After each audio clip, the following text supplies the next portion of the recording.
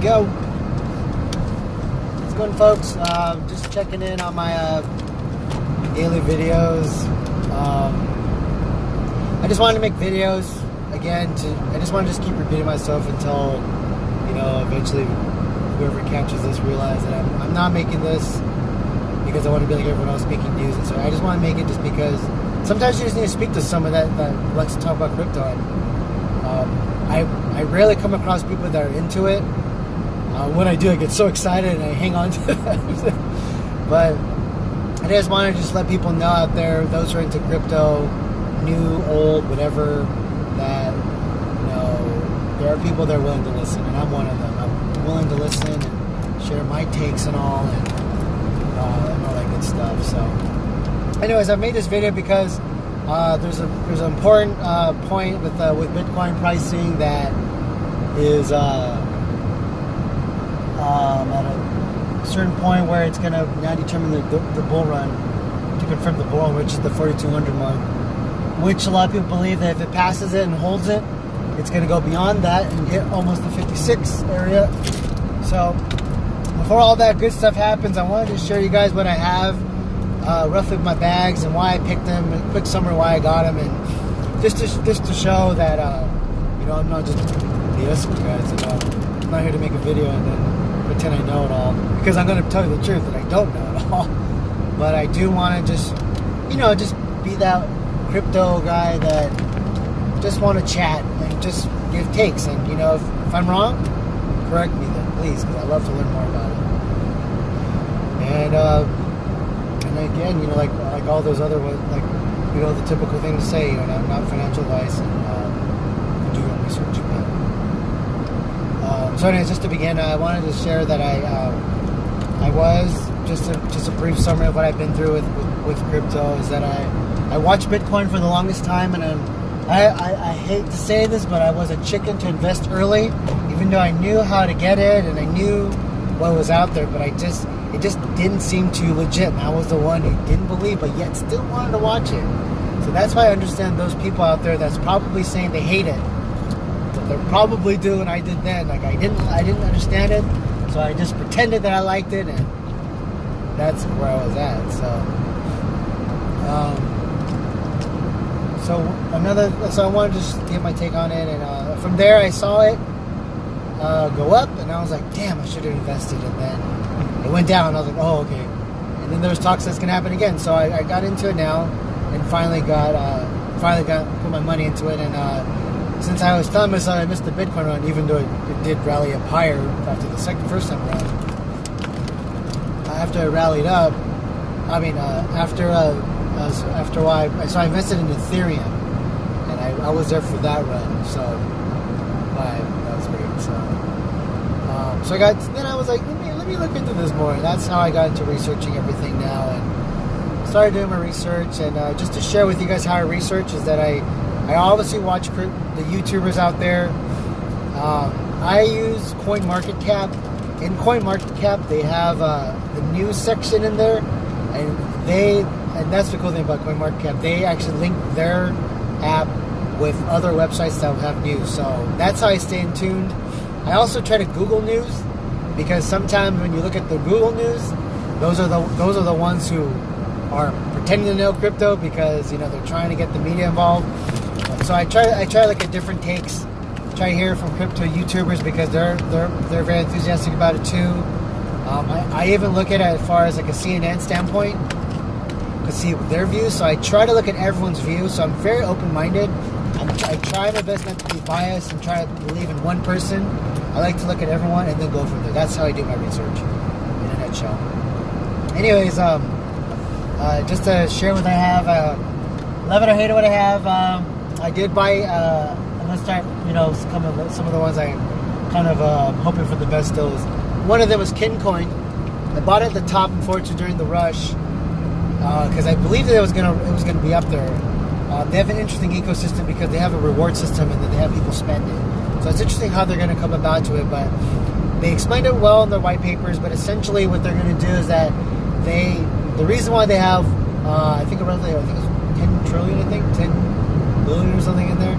They have so much because they have it set to where they want to make sure it's balancing the ecosystem. So, I mean, let's think about how much money is being held in general. You know, man, crypto is less than $1 trillion, but you got to realize that, you know, there are billions of people in this world that spends total over $1 trillion. So let's try to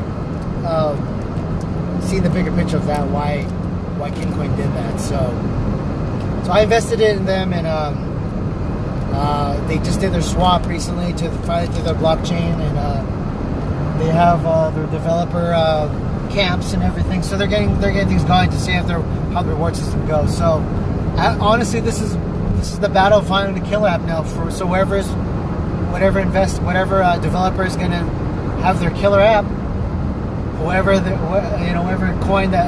project that they have their app on, that's the one, man. So there's a lot of pressure, and there's a lot of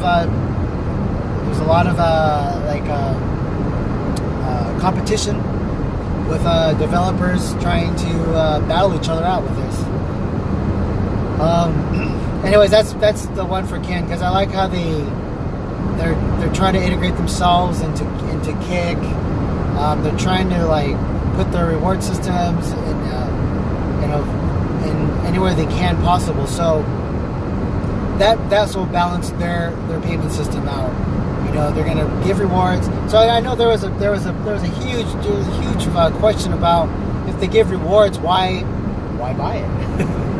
So people are buying it because it was part of the investors' ICO plan. So those who are willing to get in on it early will hold the tokens, and they balance the ecosystem.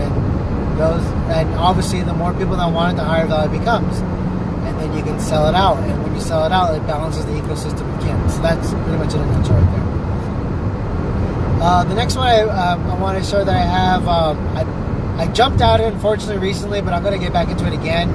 I only took my time on it because they're still early in the project, and I'm going to jump back in when it's a good time again. When you get kind of low, because it's actually getting back loading. It's a holochain. They've been around even like almost the same time. Well, not the same. Well, early though. They've been around, and they're trying to think outside the blockchain. A lot of people are wondering if that's going to take over blockchain and Bitcoin, but I think it's not. I think it's going to complement it. I think it's, and if you read carefully in the white papers, they explain something along the lines of some apps are good for this, some apps are not. So I think it's a great option. It's like one of those things where it's like, never mind. I'm about to give my example, but I just realized my example will make people wonder, like that's not relevant. So, but it's good to have options for your apps, and it's good to use it at certain points, on certain levels, and certain layers too as well. So I like them a lot. They're starting low. The reason why they're really low right now is because obviously people are not trying to think of beyond blockchain. Everyone's still looking at blockchain, so it's a good time to get into that if you want to. But that's the other one I'm in right now. Let's see, the other ones I'm into right now. There's a couple of good ones I'm into right now. Is Matrix AI. It's before I explain it, I'm just, as you may notice, I have a variety of types of coins because it's good to, broaden your portfolio. But Matrix AI is a good one because that's they're trying to focus artificial intelligence with blockchain. So there's a lot of people wondering about Singularity versus Matrix, but they use it differently. Singularity is using it as a service, and Matrix is using AI on the blockchain. So there's a difference. So they're not really competing, really. If anything, they should work together. But I invested in Matrix for one. I like where they're at as far as market cap. I like the supply, which is low, which is interesting because they also are encouraging masternodes. So the fact that they have masternodes and their low supply, that is the perfect storm for a price jump, a big price jump. They're not priced up in now, which is interesting because they are in their main net, but they're still. I mean, again, it's during the bear market, so what can you get away with these days, right? So that's one. So far, if you notice, I have tried to get a payment system, reward system. They use the blockchain differently. On traffic right now. Matrix is my it's an artificial class, I guess we can call that, and what else I got? Matrix, Kin, payment rail system, which is basically like XRP. So the one I got into now is called BearZ's. It's kind of a funny name, but if you look it up, it actually is appropriate how it is related to crypto. BearZ's is the one, is my payment rail system. It's very similar to XRP and Stellar, but BearZ's is the new one in town, and they're also low. As you can make to notice, it's another low market cap one I got into, and what I also like about them is that they're also Korean based. So if you may notice, I also invested in Kin, that's American, Matrix, that's Chinese, and now BearZ's, which is Korean. So it's a good way to keep it also wide variety as far as where it's staged at, because the way I see it, they're going to support their own country's coin investors. Why not? Why can't a investor, the Korean base, invest in it? So, in BearZ's, right? And then the Chinese would like to invest in Matrix AI. So now you can see where I'm trying to spread my focus too. Let's see. I'm trying to work my way up in the chain in my head. I guess the obvious too. I have some in Bitcoin, of course, which should be in every portfolio. I have some in Ethereum just because that's my first love. And the new one, I believe that will be big. Is I really think. Before I mention my number one, I'm trying to think right now. Let's see what else I have.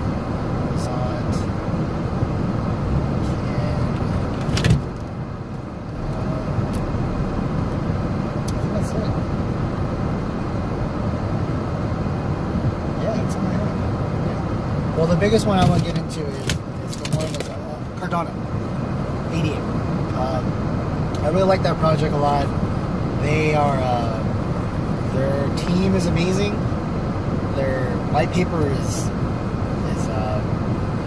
amazinger, and man, they are on top of what they're doing. But it's funny because the reason why people they're not really happy about Cardano is because, for one, they're slow. Two, nothing was released until recently, so it was a lot of talk. So I still have faith in them. For one, they have Charles Hoskinson, which he's been around for a while. As you may know, he came from Ethereum, and he came from Ethereum Classic, and so he's been around a lot. So he knows the thing or two, and obviously he wants to start something. And they try to cover all grounds, and keep in mind that they released early on. They've been around early. They're one of the early projects. They're actually the third generation. Ethereum is the second generation, by the way, if you're curious how the generations go. So I believe from that point right now, I don't think there's really going to be anything beyond this stage right now with crypto. I believe right now they're trying to strengthen what they have now, and Cardano will be the one. And they talk about all the time, here and there, is interoperable.